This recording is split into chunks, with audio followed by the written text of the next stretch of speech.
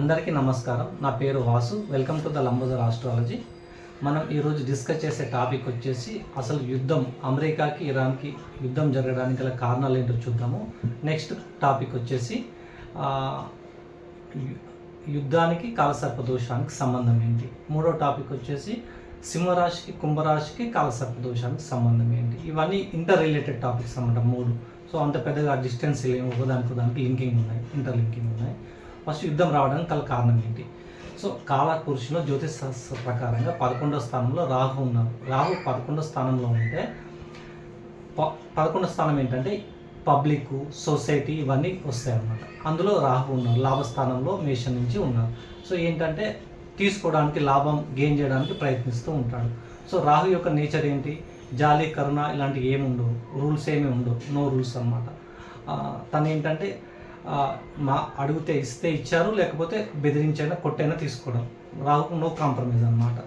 So కాలపురుషంలో 11వ స్థానంలో ఉన్నారు కాబట్టి ఈ విధమైన ధోరణి ఉంటుంది. సో అమెరికా అనేది ఆ అనే అక్షరంతో స్టార్ట్ అవుతుంది. ఆ అనే అక్షరం అనేది మేషరాశి కింద కన్సిడర్ అవుతుంది. సో అది కూడా మేషరాశి కిందనే వచ్చింది. సో మేషరాశికి 11వ స్థానం రాహు ఉన్నారు. పూర్తిగా యుద్ధంలో మొదట దాడి చేసింది ఎవరు, ఇరాన్, అమెరికా. అంటే అమెరికానే మొదటి దాడి చేసింది, తర్వాత ఇరాన్ ప్రొటెక్షన్ చేసుకుంది. ఈ ఇరాన్ అనేది ఈ అనే అక్షరం అనేది వృషభ రాశిలో కృత్తిక 2వ పాదం కింద వస్తుంది.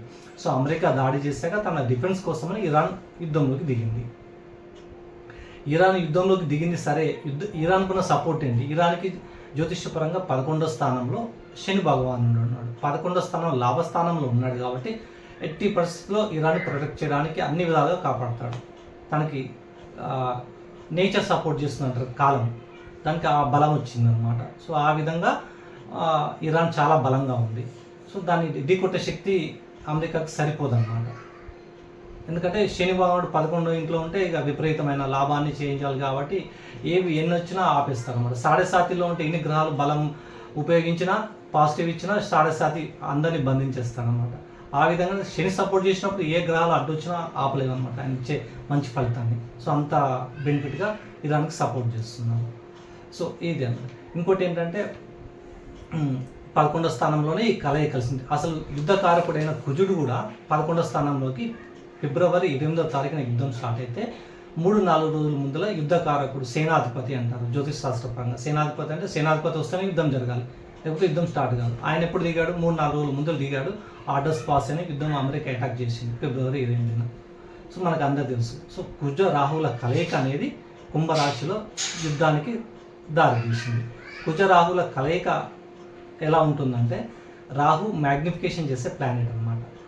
సో కుజుడు ఏంటి, విపరీతమైన పోరాట యోధుడు. తనకి 24/7 యుద్ధం చేయమన్నా చేస్తాడు. తన కాంప్రమైజ్ అనేది ఆగడు ఎక్కడ. అలాంటి టెండెన్సీ ఉన్న వాళ్ళని సేనాధిపతిగా తీసుకుంటారు. సో ఆ కైండ్ ఆఫ్ నేచర్ అనమాట. తనకి రాహు తోడైతే తన యొక్క శక్తిని 4 ఇంతలు పెంచేస్తాడు అనమాట. సో అది కూడా 11వ స్థానం. ఎక్కడ పెంచుతున్నాడు, పోరాట స్థానాన్ని పబ్లిక్లో, సొసైటీలో, వీటిలో పెంచుతున్నాడు. సో ఇక ఆ టెండెన్సీకి ఏమైంది, అమెరికా ఎట్టి పరిస్థితుల్లో తన యొక్క సొంత లాభాలకి యుద్ధానికి దిగేసింది. కుజరాహుల కలయిక అనేది యుద్ధానికి దారితీసింది. కారణం ఏంటంటే, నెక్స్ట్ వచ్చేసి మన నెక్స్ట్ టాపిక్ యుద్ధానికి కాలసర్పదోషానికి సంబంధం ఏంటి. సో ఇదంతా నడుస్తుందండి. ఫిబ్రవరి 28న యుద్ధం స్టార్ట్ అయింది, నడుస్తుంది. మరి కాలసర్పదోషం ఎక్కడి నుంచి వచ్చింది మళ్ళీ అని మనకు అనిపిస్తుంది. కాలసర్పదోషం అనేది గోచారంలో ఫామ్ అయింది, జాతకంలో కాదండి, గోచారంలో ఫామ్ అయింది. గోచారంలో అసలు కాలసర్పదోషం అంటే మీనింగ్ చూద్దాం సింపుల్గా. రాహు కేతుల మధ్యలో గ్రహాలన్నీ వచ్చి ఉండి, వన్ సైడ్ ఖాళీగా ఉండి, ఎంటీగా ఉండి, అదర్ సైడ్ ప్లానెట్స్ అన్నీ ఉంటే దాన్ని కాలసర్పదోషంగా తీసుకుంటాం అనమాట.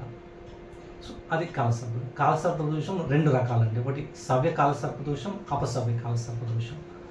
సవ్య కాలసర్పదోషం అంటే ఏంటంటే రాహు తల అన్నమాట, కేతుని తోకగా భావిస్తారు. పాము యొక్క తల, తోక అన్నమాట. తల భాగం రాహు, తోకని కేతుగా భావిస్తారు. ఈ తల తోక మధ్యలో తలలోంచి గ్రహాలన్నీ ఎంట్రీ అయితే దాన్ని సవ్య కాలసర్పదోషం, తోక భాగంలోంచి ఎంట్రీ అయితే దాన్ని అపసవ్య కాలసర్పదోషంగా తీసుకుంటాం. సో కాలసర్పదోషం ఫామ్ అయింది. అయితే ఏమవుతుంది, దాని పరిణామాలు ఎలా ఉంటాయంటే, ఒక్కసారి ఆనకొండని మనం పాముగా తీసుకుంటాం కదా, అది కూడా పాము జాతి కింద వస్తుంది కదా. ఎగ్జాంపుల్కి చెప్తున్నాం. ఒకసారి ఆనకొండ పులిని మింగేసింది అనుకోండి. సపోజ్ బయట ఉన్నప్పుడు దానికి ప్రభావం ఓకే, పులి తప్పించుకుని ఒకసారి నోట్లో పడ్డాక లోపలికి వెళ్ళాక పులికి ఎంత బలం ఉన్నా దాని బలం ఏం పనిచేయదండి. ఎలా అంటే అది వెళ్ళి ఒక చెట్టుకు చుట్టుకుంటే ఎముకలను పట ఇరిగిపోతాయి పులిలోని ఎముకలు. సో తన బలం అనేది నథింగ్ అనమాట, ఏం బలం పనిచేయదు అనమాట. సో ఒక్కసారి గ్రహాలన్నీ రాహుకేతు మధ్యలోకి, కేతు రాహు మధ్యలోకి వస్తే ఎటువంటి పాజిటివ్నెస్ అనేది ఎంత ప్రయత్నించినా అనేది యోగించదు అదనమాట. సో ఇది కాలసర్పదోషం మీనింగ్, దాని ప్రభావం. సో దీనికి యుద్ధానికి సంబంధం ఏంటంటే ఫిబ్రవరి 28న యుద్ధం స్టార్ట్ అయింది. మార్చి 14న కాలసర్పదోషం అనేది ఫామ్ అయింది, సవ్య కాలసర్పదోషం. గ్రహాలన్నీ రాహు తలలోంచి ఎంట్రీ అయ్యాయి. సో అదే అనమాట. సో దీని తీవ్రత అనేది ఇలా ఉంటుంది. దీనికి మంచి ఎగ్జాంపుల్ చెప్తా. మీకు ఇందాక అపసవ్య కాలసర్పదోషం అన్నా కదా, అపసవ్య కాల Covid pandemic situation 2020 March month అనమాట అది కూడా. సో అప్పుడు ఏమైందంటే కేతువులోంచి గ్రహాలన్నీ వెళ్ళాయి లోపలికి, తల భాగం నుంచి రాహులోంచి బయటకు వచ్చాయి. పాండమిక్ సిచ్యువేషన్ దానికి అపసవ్య కదా, స్టార్టింగ్లో కేసెస్ హాస్పిటలైజేషన్ అవ్వడము, కోవిడ్ వచ్చిన వాళ్ళు స్లోగా సంఖ్య నెంబర్ అనేది పెరగడము, డోస్ అనేది స్టార్టింగ్లో తక్కువగా ఉంటుంది, చివరిలో ఎక్కువగా ఉంటుంది అన్నట్టు డోస్ అనేది. అపసవ్యం తల నుంచి బయటకు వచ్చేటప్పుడు తలలో పాయిజన్ ఉంటుంది పాముకి, ఆ పాయిజన్ అనేది కొర్రలోంచి ప్లానెట్స్ మీద చల్లబడుతుంది, పాయిజన్స్ గ్యాసెస్ కానీ పాయిజన్ కానీ. సో లాక్డౌన్ క్లోజ్ అయ్యాక కూడా అపసవ్య కాలసర్పదోషం క్లోజ్ అయ్యేటప్పుడు విపరీతంగా డోస్ పెంచేసింది. ఎలా అంటే మనం వైజాగ్ గ్యాస్ ఎక్స్ప్లోజన్ జరిగినప్పుడు కోవిడ్ టైంలో, అలాగే ట్రాన్స్ఫరాస్కి ట్రాక్టర్ గుద్ది ఆ ట్రాక్టర్లో కూర్చున్న జనాలు చనిపోవడం, రైల్వే ట్రాక్ మీద 41 మంది పనుకొని రైలు వాళ్ళ మించి వెళ్ళడం, చనిపోవడము, కొన్ని ట్రాన్స్ఫారర్స్ కరెంట్ ఎలక్ట్రిసిటీ డిపార్ట్మెంట్కి సంబంధించిన ఏమంటారు వాటిని ఆ ప్లేసెస్ కూడా బర్న్ అయిపోయినాయి చెన్నైలో. మనం ఇలాంటి చాలా న్యూసెస్ చూసాము, అలా సడన్గా జరిగింది. ఇవన్నీ ఏంటంటే అపసవ్య కాలసర్పదోషం సింబాలిక్ అనమాట. ఇది ఒకటే కాదండి కోవిడ్ రావడానికి కారణం. ఇంకోటి ఏంటంటే మిథున రాశిలో రాహు ఉన్నారు. రాహు మిథున రాశిలో ఉంటుందంటే మిథున రాశి వాయుతత్వ రాశి. వాయుతత్వ రాశిలో రాహు ఏం చేస్తాడంటే తన యొక్క శక్తిని విపరీతంగా ఛాయా ప్లానెట్గా విపరీతంగా స్ప్రెడ్ చేస్తాడు. చాలా అనుకూలమైన ప్లేస్ అన్నమాట. ఇప్పుడు కుంభరాశిలో ఉంది, ఇప్పుడు కూడా అనుకూలం వాయుతత్వ రాశి, అందుకే ఇంత స్ప్రెడ్ అవుతున్నారు. సో అప్పుడు ఏం చేస్తాడంటే ప్రతి 18 సంవత్సరాలకి మిథునంలోకి వస్తాడు. రాహు వచ్చినప్పుడల్లా నేనున్నాను అనే ఒక ఐడెంటిటీని ప్రపంచానికి చూపిస్తాడు. ఏ విధంగా అంటే ఏదైనా ఒక కమ్యూనికేబుల్ డిసీజ్ అనమాట, అంటే వాయుతత్వ పరంగా వ్యాపించే వ్యాధిని డెవలప్ చేస్తాడు. ప్రీవియస్గా ప్రతి 18 సంవత్సరాలకు ఏదైనా ఒకటి డెంగ్యూ ఫీవర్ అని, అంతకుముందు ఇంకోటి అని, ఇట్లా ప్రతి 18 సంవత్సరాలకు ఒక డిజీజ్ తీసుకొస్తూ ఉంటారు, ఏదైనా ఒకటి ఇబ్బంది పెడుతుంటారు. ప్రపంచానికి తన ఐడెంటిటీని చూపించుకొని వెళ్తాడు అనమాట రాహు. ఈ ఇదొకటి అపసవ్యకి ఎగ్జాంపుల్ అయిపోయింది. దీన్ని బట్టి మీకు తీవ్రత అనేది యుద్ధానికి తోడు ఈ కాలసర్పదోషం యాడైతే దాని తీవ్రత అనేది ఎంత పెరుగుతుంది అనేది అర్థమవుతుంది. సో అందుకనే ఈ మనం కాలసర్పదోషాన్ని కూడా యాడ్ చేసి చెప్పడం జరిగింది. ఇప్పుడు ఫామ్ అయింది కాబట్టి మరి ఎప్పుడు ఎండ్ అవుతుంది, ఇది ఎన్ని నెలలు ఉంటుంది అంటే ఇది మన మార్చి 14 నుంచి స్టార్ట్ అయ్యి జూన్ 11 వరకు ఉంటుందండి గోచారంలో కాలసర్పదోషం. జూన్ 11 తర్వాత మనకి బ్రీతింగ్ వస్తుంది. ఈ మధ్యలో నెగోసియేషన్స్ కానీ ఎటువంటి ప్రయత్నాలు చేసినా అంత ఫ్రూట్ఫుల్గా వర్కౌట్ అవ్వవు అనమాట. సో ఇది తిరిగి నెగిటివిటీ కిందనే వెళ్తుంది. ఇంకో పాయింట్ ఏంటంటే సో ఓకే అండి యుద్ధకారకుడు కుజుడు కుంభంలో ఉన్నాడు, కుంభం నుంచి బయటపడ్డాక బ్రీతింగ్ అన్నా వస్తుందా అని అనుకుంటే అది కూడా లేకుండా ఛాన్స్ లేదు మనకి. కుంభం నుంచి డైరెక్ట్ మీనంలోకి వెళ్తున్నారు. మీనంలో ఎవరున్నారు? ఆల్రెడీ శని భగవానుడు ఉన్నాడు, సూర్య భగవానుడు ఉన్నాడు, ఆయనకు తోడు కుజుడు వెళ్తున్నాడు, కుజ భగవానుడు. మూడు గ్రహాల కలయిక అనమాట.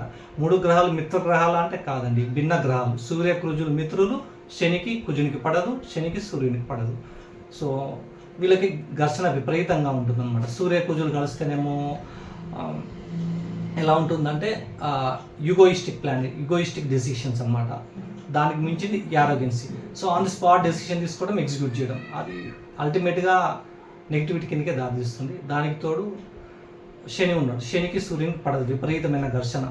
హయ్యర్ మేనేజ్మెంట్కి ఈ ఆధిపత్యం ఉన్న దేశాలకి ప్రాబ్లం చాలా. శనిని మనం ఇప్పుడు ఈ మీన రాశిలో చూద్దామని కాంబినేషన్ పరంగా ఎలా ఉంటుందో. సూర్యుని ఆధిపత్య దేశంగా అమెరికాగా తీసుకుంటే శనిని గల్ఫ్ దేశాలుగా తీసుకుందాం. గల్ఫ్ దేశాలు అంటే నేను ఆయిల్ కంట్రీస్ అన్నమాట. ఆయిల్కి అధిపతి ఎవరు? శని. సో శనిని గల్ఫ్ దేశాలుగా తీసుకుందాము, సూర్యుని ఆధిపత్య రెండింటి కలయిక, విపరీతమైన ఘర్షణ ఇద్దరికి పడని గ్రహాలు ఒక దగ్గర ఉన్నాయి. దానికి తోడు కుజుడు ఉన్నాడు మధ్యలో.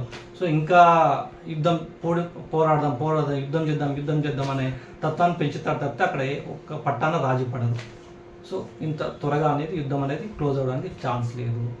ఈ కాలసర్ప దోషం అనేది నెగిటివిటీ అనేది మనకి ఎప్పుడు తగ్గుతుందంటే చివరిలో జూన్ 11 తగ్గుతుంది. అదేండి. తర్వాత ఇంకో లాస్ట్ పాయింట్ వచ్చేసి మనం కాలసర్ప దోషానికి సింహరాశి కుంభరాశికి ముడిపెట్టాం మనం. ఎందుకు దీనికి దానికి సంబంధం ఏంటని మనం ఆలోచిద్దాం. అసలు ఈ కాలసర్ప దోషం ఎక్కడ ఫామ్ అవుతుంది? సింహరాశిలో రాహు సింహరాశిలో కేతువు, కుంభరాశిలో రాహు అన్నమాట.